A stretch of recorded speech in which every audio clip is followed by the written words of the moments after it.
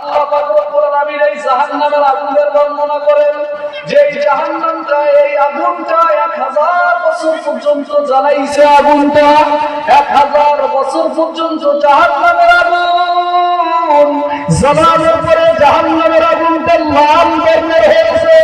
আর 1000 বছর পর্যন্ত এই জাহান্নামের আগুন জ্বালানোর পরে জাহান্নামের আগুন আর লাল নাই, তার রংটা সাদা হয়ে গেছে।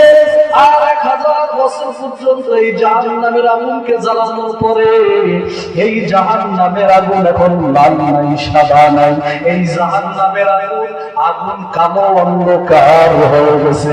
ও মুসলমান, হাদিস শরীফের ভিতরে এসেছে জাহান্নামের আগুন, আগুন দুনিয়ার আগুন দিয়ে কিন্তু উজ্জ্বল হয় কি হয় না?